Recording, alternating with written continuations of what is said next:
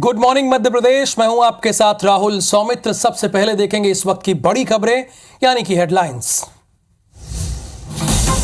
MP में नगरीय निकाय और पंचायत उपचुनाव के लिए मतदान शुरू। सुबह 7 बजे से 3 बजे तक होगी वोटिंग। 9 जनवरी को आएंगे परिणाम। आज छतरपुर और रीवा के दौरे पर रहेंगे सीएम डॉक्टर मोहन यादव। करोड़ों के विकास की देंगे सौगात। संभाग की करेंगे समीक्षा बैठक। मध्य प्रदेश और छत्तीसगढ़ से भी गुजरेगी राहुल गांधी की भारत जोड़ो न्याय यात्रा। 14 जनवरी से होगी शुरुआत। 67 दिनों में 100 लोकसभा और 337 विधानसभा क्षेत्रों में पहुंचेगी यात्रा। भोपाल के जीएमसी में डॉक्टर अरुणा कुमार की वापसी पर हड़ताल पर जूनियर डॉक्टर्स। दोपहर 2 बजे से इमरजेंसी सेवाएं रहेंगी बंद। जूनियर डॉक्टर की मौत के बाद हटाई गई थी डॉक्टर अरुणा। सीधी में पड़ोसी की प्रताड़ना से महिला ने की आत्महत्या। आरोपियों की गिरफ्तारी के लिए सड़क पर शौरक कर हंगामा। बच्चों के विवाद में महिला से मारपीट का आरोप।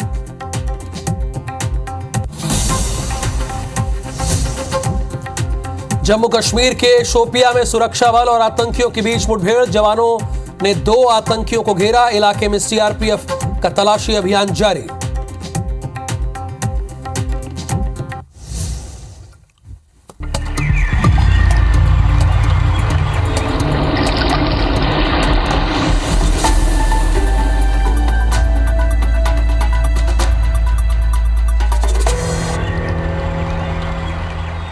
गुड मॉर्निंग मध्य प्रदेश की पहली बड़ी खबर जो है वो राजधानी भोपाल से ही है। डॉक्टर अरुणा के खिलाफ गांधी मेडिकल कॉलेज में विरोध शुरू हो गया है। जीएमसी में डॉक्टर अरुणा कुमार की वापसी का विरोध शुरू हो गया है। जूनियर डॉक्टर्स ने हड़ताल की घोषणा कर दी है, यानी ये लड़ाई जूनियर बनाम सीनियर की है। आज सुबह 9 बजे से रूटीन सेवाओं का करेंगे बहिष्कार, यानी 9 बजे जो रूटीन सेवाएं उसका बहिष्कार करेंगे। दोपहर 2 बजे से इमरजेंसी सेवाएं भी बंद करने का फैसला किया है। कल आपको ध्यान होगा कि काली पट्टी पहनकर डॉक्टर्स ने इस बात का विरोध प्रदर्शन किया था कि डॉक्टर अरुणा की जो वापसी हो रही है उसका विरोध किया था। 9 बजे से रूटीन कार्यों का बहिष्कार। जीएमसी में डॉक्टर अरुणा की वापसी पर विरोध शुरू हो गया है। जूनियर डॉक्टर एकजुट हो गए हैं। जीएमसी में डॉक्टर अरुणा की वापसी जैसे ही हुई वैसे विरोध शुरू हो गया। जूनियर डॉक्टर्स ने आज हड़ताल की घोषणा की। कल उन्होंने काम जरूर किया था पर काली पट्टी पहनकर। सुबह 9 बजे से रूटीन सेवाओं का बहिष्कार होगा। दोपहर 2 बजे से इमरजेंसी सेवा भी बंद करने का फैसला जूनियर डॉक्टर ने लिया है। अगर इमरजेंसी सेवाएं बंद हो गई तो बहुत दिक्कत हो जाएगी। हरप्रीत कौर इस वक्त हमारे साथ फोन लाइन पे है। हरप्रीत, चूंकि एक जूनियर डॉक्टर की मौत के बाद ये मामला बहुत हाईलाइट हुआ और उसके बाद एकजुट हुए हैं सभी जूनियर डॉक्टर। अब जूनियर डॉक्टर और क्या रुख देखने को मिल रहा है शासन का, प्रशासन का, वो भी आप बताइए हमारे दर्शकों को। बिल्कुल, देखिए डॉक्टर अरुणा कुमार को वापस जीएमसी यानी गांधी मेडिकल कॉलेज के गायनी डिपार्टमेंट का एचओडी बना दिया गया है, जिसे लेके कल से ही जब उनका आदेश सामने आया तो जूनियर डॉक्टर्स का जो विरोध है वो शुरू हो गया है। और उन्होंने बिल्कुल साफ कर दिया था कि कल अगर रात 11 बजे तक प्रबंधन कोई फैसला नहीं लेता है, डीएमई अपने फैसले को नहीं बदलता है, तो आज सुबह 9 बजे से काम बंद कर देंगे। और इसके साथ ही आज सुबह 9 बजे से काम बंद करने के बाद दोपहर 2 बजे से इमरजेंसी सेवाओं को भी वो पूरी तरह से अवरुद्ध कर देंगे। तो माना जा रहा है कि अब जूनियर डॉक्टर्स ने गांधी मेडिकल कॉलेज यानी हमीदिया हॉस्पिटल में काम बंद कर दिया है। अब से कुछ देर बाद वो प्रदर्शन करेंगे, इकट्ठे होंगे और विरोध जताएंगे। तो इसका जो खामियाजा है वो सीधा सीधा सिर्फ और सिर्फ मरीजों को उठाना पड़ेगा।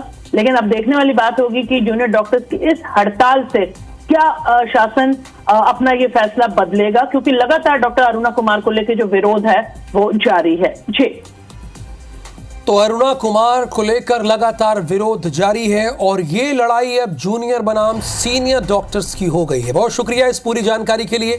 लेकिन दिक्कत तो होगी अगर रूटीन कार्यों के बहिष्कार के साथ साथ 2 बजे से इमरजेंसी कार्यों का बहिष्कार होगा, तो इसमें कोई दो राय नहीं है कि झेलना तो मरीजों को ही पड़ेगा। अब गांधी मेडिकल कॉलेज में एक बार फिर से अरुणा कुमार को एचओडी बनाया गया है और इसी बात को लेकर जो जूनियर डॉक्टर हैं वो एकजुट हुए हैं। कल उन्होंने काम जरूर किया लेकिन काली पट्टी पहनकर काम किया और आज तो उन्होंने बाकायदा हड़ताल कर दी है।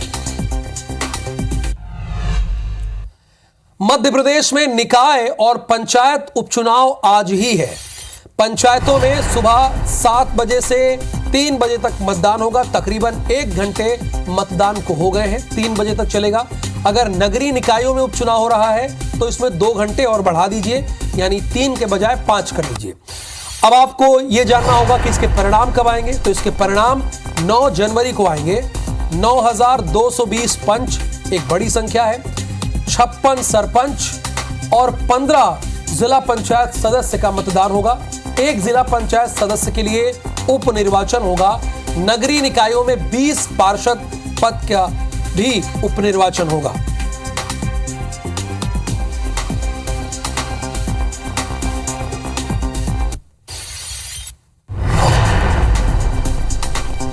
सुबह 7 बजे से 3 बजे तक मतदान होगा। दुष्यंत पराशर से इस खबर के बारे में पूरी डिटेल लेते हैं, क्योंकि वो ग्राउंड पर भी हैं। दुष्यंत पराशर, आप बताइए कि कितने पदों के लिए चुनाव हो रहा है, ये उपचुनाव, और कहां कहां हो रहा है?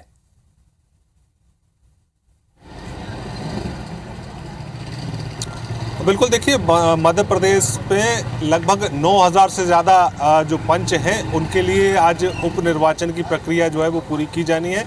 इसके साथ ही जनपद सदस्य हों, सरपंच हों, या फिर हम नगरीय निकाय में आए तो पार्षदों की बात करें तो इनके लिए आज उपनिर्वाचन की प्रक्रिया की जानी है। और जिस तरीके से राहुल, पहले एक नज़ारा मैं आपको उस पोलिंग बूथ का दिखा देता हूं जहां पर हम वहां पर मौजूद हैं। तो ये वार्ड 41 का इकलौता वार्ड है जहां पर राजधानी भोपाल में आज वोटिंग हो रही है और सुबह से ही इसकी शुरुआत जो है वो हो चुकी है। लोग एक एक करके, चूँकि थोड़ा सा सर्दी का माहौल है और चूँकि लोग जो है वो अब अपने जो दैनिक क्रियाएं करके यहाँ पर पहुँच रहे हैं, तो ऐसे में कोशिश लोगों की है कि वो वोट करें। लेकिन जो सुबह का माहौल है तो वो कहीं ना कहीं अभी ठंडा समझ में आ रहा है और लगातार लोग जो हैं वो पोलिंग बूथ का रुख जरूर कर रहे हैं, लेकिन बहुत कम संख्या में।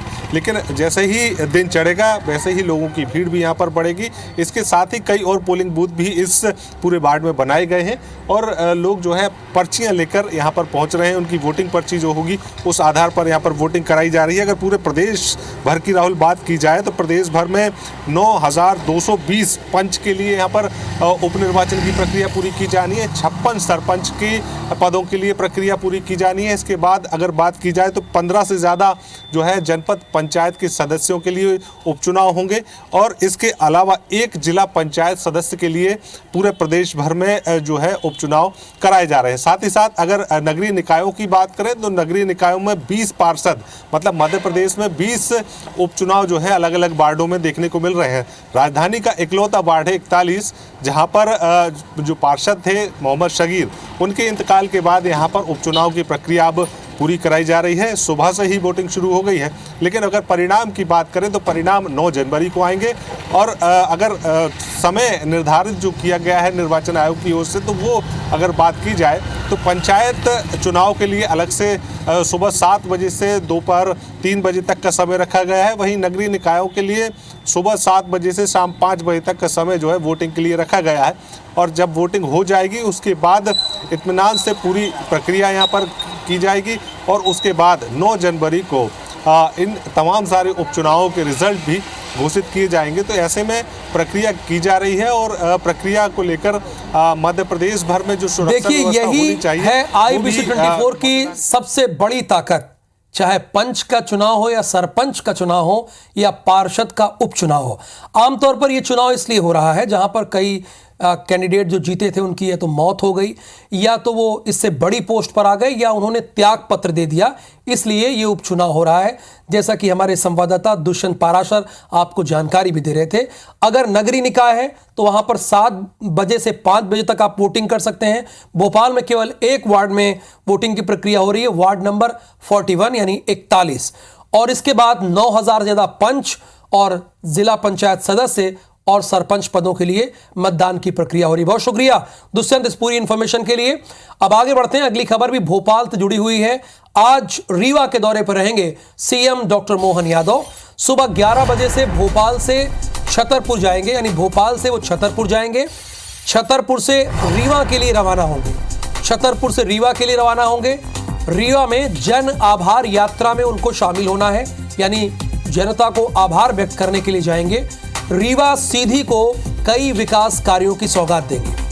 320 करोड़ के विकास कार्यों का भूमि पूजन और लोकार्पण करना है। 320 करोड़ के विकास कार्यों का भूमि पूजन और लोकार्पण करना है। एनसीसी ग्राउंड में कार्यक्रम का भी आयोजन किया गया है। भारत की पहली एक्वाडक्ट 6 लेन टनल का भी लोकार्पण वो करेंगे।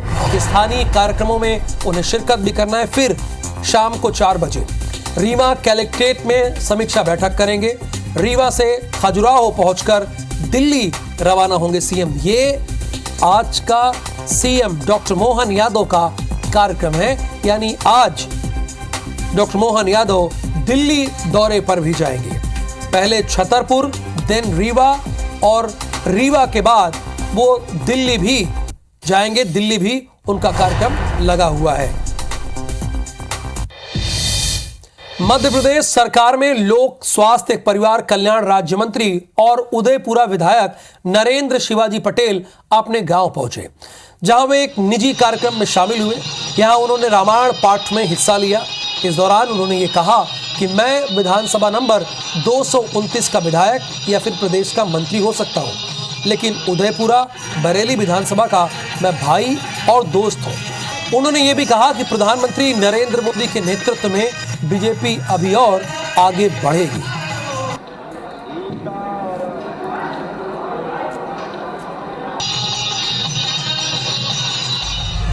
अब बात कर लेते हैं कि कांग्रेस में क्या कुछ हो रहा है।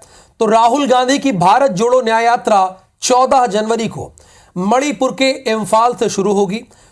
कल हुई कांग्रेस की बैठक में भारत न्याय यात्रा का नाम बदल दिया गया और अब भारत जोड़ो न्याय यात्रा इसका नाम कर दिया गया है, जो छत्तीसगढ़ और मध्य प्रदेश से होकर गुजरेगी। आपको एक शानदार ग्राफिक्स के जरिए हम समझाते हैं कि राहुल गांधी और कांग्रेस का रूट क्या होगा, कहां से गुजरेंगे और कितनी देर मध्य प्रदेश में वो रहेंगे। तो ये देखिए ग्राफिक्स आ गया। छत्तीसगढ़, हालांकि गुड मॉर्निंग मध्य प्रदेश का बुलेटिन है, लेकिन हम छत्तीसगढ़ की बात भी कर लेते हैं। दोनों राज्यों की बात करते हैं तो अच्छा लगता है। तो छत्तीसगढ़ में 536 किलोमीटर और 698 किलोमीटर मध्य प्रदेश में ये यात्रा है। अब ये प्लेट बदलेगी। अब दूसरी प्लेट में आएंगे। 536 किलोमीटर छत्तीसगढ़ में। अब ये देखिए 5 दिन छत्तीसगढ़ में यात्रा स्टे करेगी और मध्य प्रदेश में 7 दिन। छत्तीसगढ़ में कुल 7 जिलों से गुजरेगी और मध्य प्रदेश में 9। लोकसभा सीटों को टोटल 11 सीटों को कवर करेगी। और लोकसभा सीटें कितनी हैं दोनों राज्यों में? 40 सीटें हैं। 40 तो नहीं, लेकिन 11 सीट में कांग्रेस कवर करने जा रही है। चाहे कांग्रेस हो या भारतीय जनता पार्टी हो, दोनों जानते हैं इस चुनाव का क्या महत्व है। भारतीय जनता पार्टी के लिए यह है कि 10 साल बाद फिर से वो रिपीट करना चाहेंगे अपने काम के दम पर, और कांग्रेस की लड़ाई बहुत इंपॉर्टेंट है। और मैं एक बार फिर से कहूँगा कि महात्मा गांधी ने एक बात कही थी, डू और डाई। चूंकि 2014 के बाद से कांग्रेस के पास इतने मेंबर भी नहीं है कि वो नेता प्रतिपक्ष का पद पा सकें, ये स्थिति है। इसलिए राहुल गांधी भारत जोड़ो यात्रा के बाद मोहब्बत की दुकान उन्हें लगाई और अब भारत जोड़ो न्याय यात्रा पर 14 जनवरी से वो निकलने वाले हैं।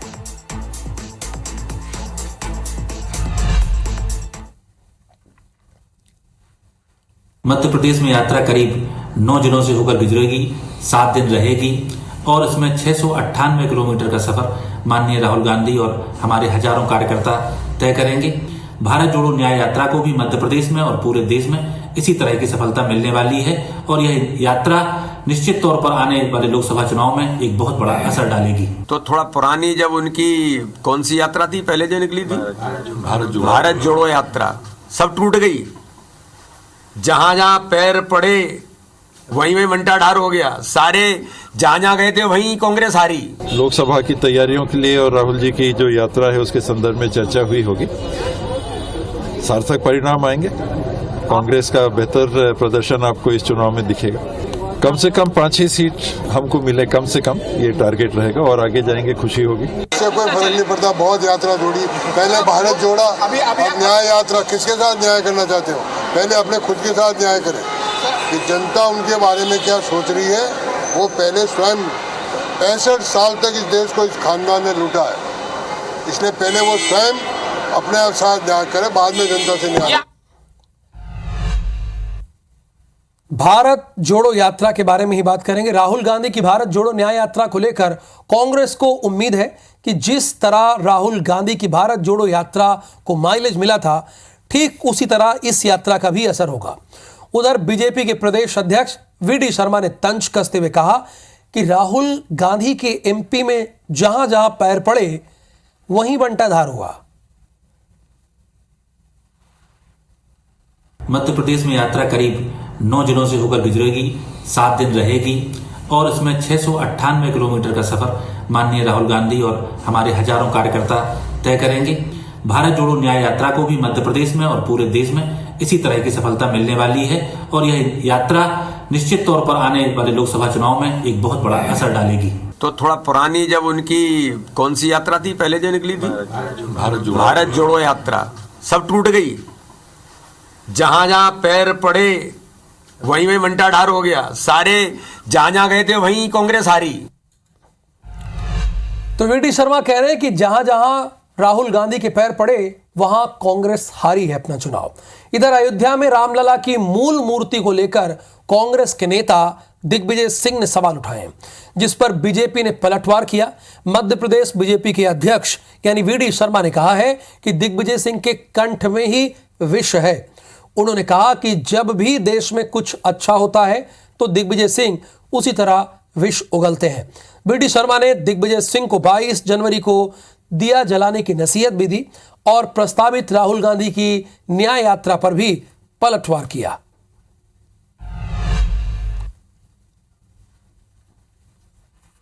वो मूर्ति स्थापित क्यों नहीं हुई?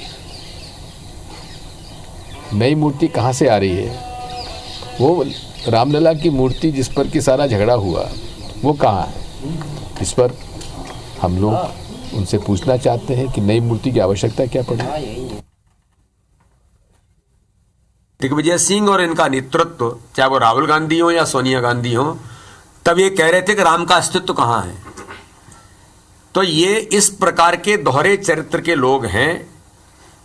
जनता ने इनको नकार दिया है, लेकिन फिर भी कुछ न कुछ ऐसी चीजें लाने का प्रयास, विष उगलने का काम देश के अंदर करते हैं। तो इसलिए देश इन्हें नकार चुका है, इनके दल को भी और इनको भी। कांग्रेस के पूर्व विधायक और प्रदेश महामंत्री कमलापति आर्य ने कांग्रेस छोड़कर फिर भारतीय जनता पार्टी ज्वाइन कर ली। भोपाल स्थित प्रदेश कार्यालय में प्रदेश अध्यक्ष वीडी शर्मा ने कमलापत को पार्टी की सदस्यता ग्रहण कराई। 2018 के चुनाव के पहले कमलापत कांग्रेस में चले गए थे और अब कांग्रेस के हारने के बाद फिर से बीजेपी में उनकी वापसी हो गई है। कहा जा रहा है कि कमलापत पूर्व गृह मंत्री नरोत्तम मिश्रा के जरिए दोबारा बीजेपी में शामिल हुए हैं। भाजपा में शामिल होने के बाद कमलापत आर्य ने नेता कांग्रेस के बड़े नेताओं पर अनदेखी करने का एलिगेशन लगाया है। कांग्रेस के प्रदेश महामंत्री पद से और सदस्यता से इस्तीफा दे रहा हूं। उनकी रीति और नीति में अंतर है, उनकी कथनी और करनी में अंतर है। भारतीय जनता पार्टी में 25 साल रहा हूं, कांग्रेस को भी देख लिया है कम समय में। आगामी आने वाले लोकसभा के चुनाव को कि प्रधानमंत्री जी के प्रति जो भाव मन के अंदर है, आज कमलापत जी ने पुनः कि मोदी जी के नेतृत्व में देश आगे बढ़ रहा है और 2024 के चुनाव की दृष्टि से वो फिर भारतीय जनता पार्टी में उन्होंने आज सदस्यता ग्रहण की है। अच्छा, कमलापत जी ने 2018 में भी यही बात जो आज उन्होंने कांग्रेस के लिए कही, उस वक्त वही बात उन्होंने बीजेपी के लिए कही थी। अब जनता किसको सच माने, ये तो जनता पर ही मैं छोड़ता हूं। मध्य प्रदेश में लाउड स्पीकर हटाने के आदेश के बाद प्रशासन लगातार कार्रवाई कर रहा है। कई जगहों से कार्रवाई के वीडियो भी सामने आ रहे हैं। अब इसी बीच में खंडवा में लाउड स्पीकर हटाने की बात पर एक नया बखेड़ा खड़ा हो गया है। प्रशासन और धार्मिक संगठनों के बीच हुई बैठक में शहर काजी ने आपत्ति जताई कि प्रशासन सभी स्पीकर उतारने पर जोर दे रहा है, जबकि पहले एक स्पीकर छोड़कर बाकी स्पीकर उतारने की बात कही गई थी। काजी ने कहा कि प्रशासन चाहे तो स्पीकर का डेसिबल तय कर ले, लेकिन सभी स्पीकर हटाना बर्दाश्त नहीं किया जाएगा। शहर काजी ने प्रशासन को हिदायत देते हुए जोर जबरदस्ती करने पर सड़क पर उतरने को मजबूर होने की बात भी कही है। आदेश जो भी हो, तमाम लोग उस चीज का पालन करेंगे, लेकिन यह कतई बर्दाश्त नहीं किया जाएगा कि इबादत गाहों से। बीजेपी प्रदेश प्रभारी ओम माथुर रायपुर दौरे पर हैं। ओम माथुर प्रदेश मंत्रियों, पदाधिकारियों और विधायकों की बैठक लेंगे। राहुल गांधी की भारत जोड़ो न्याय यात्रा छत्तीसगढ़ से गुजरेगी। यात्रा के जरिए राहुल 7 जिलों में 536 किलोमीटर की दूरी तय करेंगे। 6 जनवरी को जगदलपुर में भाजपा संभाग स्तरीय कार्यकर्ता सम्मेलन करने जा रही है। सीएम साय भी होंगे। पखांजूर के बांदे लैंप्स के अंतर्गत सभी धान खरीदी केंद्र पिछले 9 दिनों से बंद है। बलरामपुर जिला मुख्यालय में अवैध अतिक्रमण का कार्रवाई की जा रही, जिसके विरोध में लोगों ने मुख्य मार्ग पर प्रदर्शन किया, चक्का जाम किया। दुर्ग जिले में 30 आरक्षक समेत 56 अधिकारी कर्मचारियों के तबादले हुए। दुर्ग एसएसपी रामगोपाल गर्ग ने आदेश जारी किया। जगदलपुर के लालबाग हाउसिंग बोर्ड में रहने वाले शिक्षक दंपति ने 3 करोड़ रुपए की ठगी की। कोंडागांव के कुदूर गांव में सीएएफ कैंप में एक जवान ने खुद को गोली मार ली। घायल जवान एफ कंपनी के कुदूर कैंप में पदस्थ है। बलरामपुर में कुल्हाड़ी से हमला कर महिला की हत्या कर दी गई। महिला घर में अकेली सो रही थी। अंबिकापुर जिले के उदयपुर इलाके में हाथियों के उत्पात से लोग परेशान हैं। घर को तोड़ने के साथ ही फसल को भी बर्बाद कर रहे हैं हाथी। कवर्धा में श्री राम जानकी रमण मंदिर में स्थापित भगवान श्री राम, लक्ष्मण और माता सीता को शॉल ओढ़ाया गया। धमतरी पुलिस ने अलग अलग इलाकों से जुआ खेल रहे 25 जुआरियों को पकड़ा है। पखांजूर में पैरोल में अपने घर पहुंचा कैदी फरार हो गया। सूचना पर पुलिस ने उसे सुकमा से गिरफ्तार किया। बीजापुर में NH 63 पर एक ट्रेलर अनियंत्रित होकर पेड़ से टकरा गया। हादसे में ड्राइवर की चोट आई है। बलरामपुर में महिला की गला काटकर हत्या कर दी गई। अज्ञात आरोपियों ने वारदात को अंजाम दिया है। अंबिकापुर में 10वीं के छात्र ने फांसी लगाकर आत्महत्या कर ली। छात्र के कमरे से सुसाइड लेटर भी मिला है।